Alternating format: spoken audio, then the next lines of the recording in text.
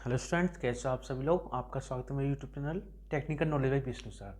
तो आज हम बात करने वाले हैं बेसिस वर्ब के अच्छी स्थिति के बारे में। तो हम दूसरी बार बात करने वाले, हमने पहले चैप्टर में, पहले अध्याय में हमने पढ़ा था जिसमें अच्छी स्थिति में बेसिस क्षेत्र की तीव्रता याद करनी थी, और आज हम बात करने वाले अच्छी स्थिति में बेसिस वर्ब याद करना है। ठीक है, तो हमारे पास क्या है, किसी वैध द्विध्रुव की अच्छी अथवा अनुदैर्घ्य स्थिति में क्या बताना है, वैधत विभव बताना। तो वही कहानी बिल्कुल सेम है, मिलती जुलती मिलेगी हमें। ठीक है, तो हमारे पास क्या है, वैध द्विध्रुव है। हम बनाते हैं यहाँ पर एक वैध द्विध्रुव, इस पर एक प्लस का आवेश और एक माइनस का आवेश। किसी बिंदु ए पर ये रखा है, किसी बिंदु बी पर ये रखा है। इसका केंद्र हमने माना ओ। हमें पता है कुल दूरी कितनी होती है, 12 होती है। ठीक है, तो यहाँ तक क्या हो जाएगा, एल हो जाएगा। बाकी का ये कितना हो जाएगा, ये भी एल हो जाएगा। ठीक है, अब क्या बोला है, केंद्र ओ से आर दूरी पर, केंद्र ओ से आर दूरी पर एक बिंदु रखा है। कौन सा बिंदु, पी। क्या रखा है, बिंदु पी रखा है। इस वाले बिंदु पी में हमें बताना क्या, वैधत विभव बताना है। ठीक है, तो विभव बताने के लिए तो सबसे पहले इस वाले आवेश से यहाँ तक की दूरी पता करेंगे। तो वही सेम रहेगी, क्या हो जाएगी, आर माइनस एल हो जाएगा। ठीक है, तो यहाँ से बात करेंगे इस वाले की, तो ये कितना हो जाएगा, आर प्लस एल हो जाएगा। ठीक है, तो अब बात करने वाले हैं, सबसे पहले इसकी लैंग्वेज लिखते हैं। तो प्लस क्यू आवेश से बिंदु पी तक की दूरी कितनी है हमारे पास, आर माइनस का एल हो जाएगा। और माइनस क्यू से बिंदु पी तक की दूरी आर प्लस एल हो जाएगा। ठीक है, वही कहानी है। अब विभव की बात करें तो प्लस क्यू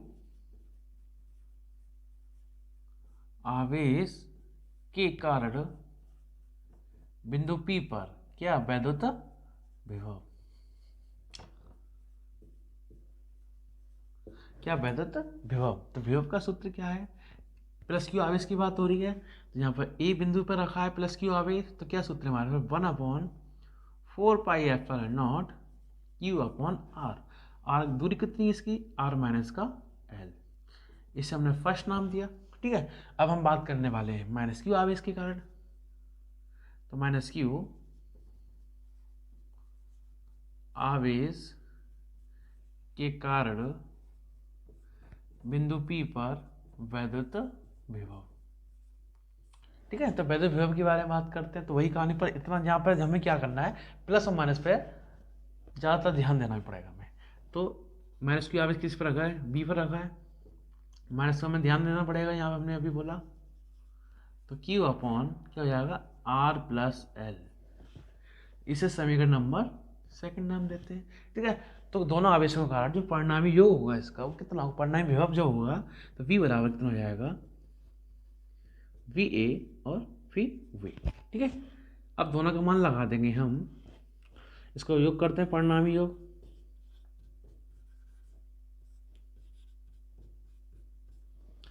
तो क्या हो जाएगा, वी ए का मान कितना हमारे पास, 1/4πε0 Q upon r minus l, इतना हो जाएगा।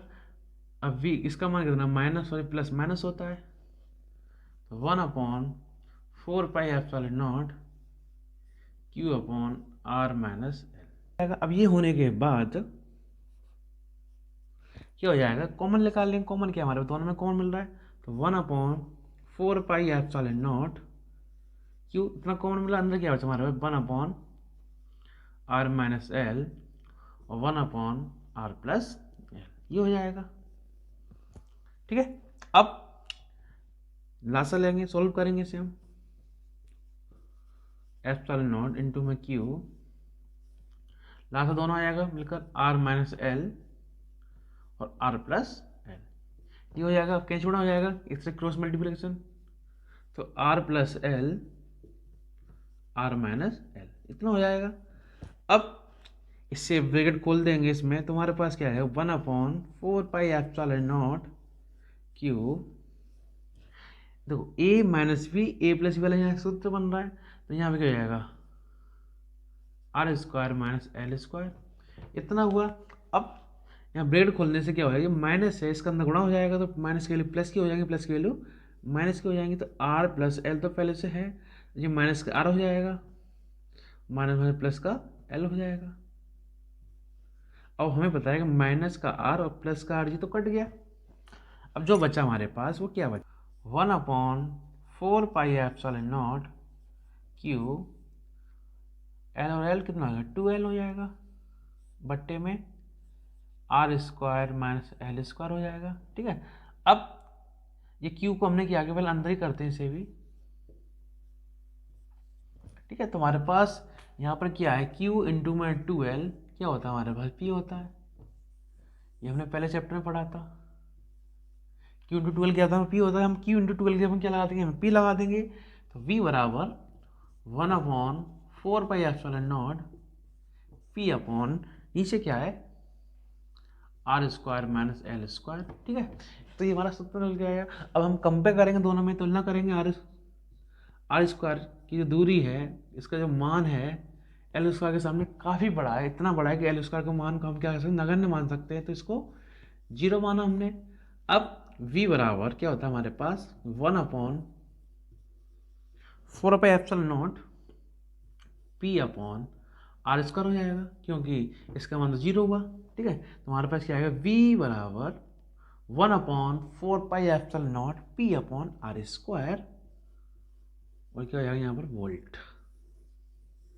ये निकल गया हमारा अच्छी स्थिति में वैद्युत क्षेत्र की दीप। अब ये तो मेरी अच्छी स्थिति की बात आ गई, अब हम बात करें निरक्षीय स्थिति की। ठीक है, तो वो बहुत सिंपल सी है, क्योंकि हमें पता है यहाँ पर इसकी निरक्षीय स्थिति कैसे शून्य हो जाएगी विभव में, वो कैसे हो जाएगी शून्य, तो उसके बारे में जानते हैं। ठीक है, तो अब हम बात करने वाले हैं निरक्षीय स्थिति में वैद्युत क्षेत्र, सॉरी निरक्षीय स्थिति में वैद्युत विभव ज्ञात करने वाले हैं। तो हमारे पास क्या है, किसी वैद्युत द्विध्रुव की निरक्षीय अथवा अनुप्रस्थ स्थिति में वैद्युत विभव बात करने वाले हैं, विभव के बारे में। तो वही कहानी है कि हमारे पास एक वैद्युत द्विध्रुव है। ठीक है, अब एक प्लस का क्यू आवेश, दूसरा माइनस का क्यू आवेश, वही कहानी सेम चलने वाली है। या एक बिंदु ए रखा, इसको हमने बिंदु बी रखा, इसका केंद्र हमने माना ओ, केंद्र से यहाँ तक की दूरी एल लिया हमने, और बाकी ये भी कितनी हो जाएगी, एल हो जाएगी, तो कुल मिला कितनी 2l हो गई। केंद्र से आर दूरी पर, कौन सी स्थिति में, निरक्षीय स्थिति में। तो निरक्षीय स्थिति में केंद्र से ओ से आर दूरी पे एक बिंदु रखा है पी, इस वाले बिंदु पी पर हमें क्या बताना है, वैद्युत विभव बताना है। ठीक है, वैद्युत विभव बताना है। तो विभव बताने के लिए सबसे पहले हम इस वाले आवेश से यहाँ तक की दूरी और इस वाले आवेश से यहाँ तक की दूरी पता करेंगे। तो ये दूरी हमारी आर है, ये दूरी हमारी एल है, और इसकी बात करें तो हमारे पास पाइथागोरस प्रमेय है, उसके अनुसार चलेंगे। तो पाइथागोरस प्रमेय के अनुसार जो निकल के आएगी, इसकी रूट के अंदर R square plus L square हो जाएगा। इसी तरह से इधर का भी आएगा, क्या आएगा, रूट के अंदर R square plus L square हो जाएगा। ठीक है, अब तो क्या हो जाएगा हमारा, प्लस क्यू आवेश, प्लस और माइनस दोनों को लेकर चलते हैं, क्योंकि दोनों की दूरी समान है, तो दोनों को लेकर चलते हैं।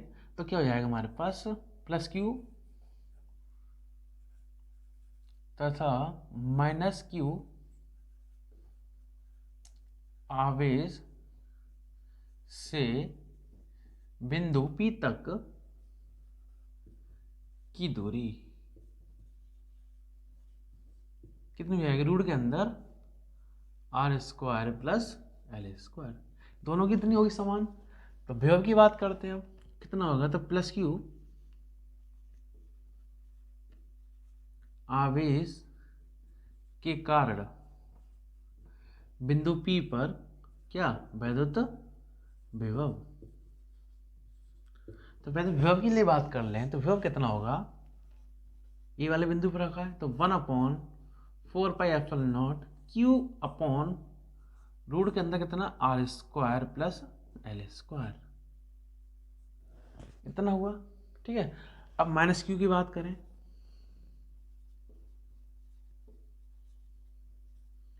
माइनस क्यू आवेश के कारण बिंदु P पर क्या, वैद्युत विभव।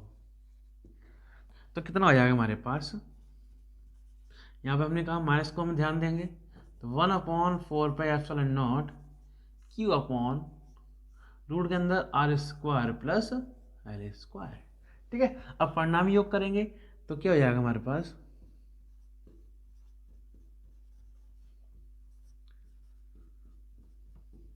तो v बराबर कितना आएगा, V A plus V B.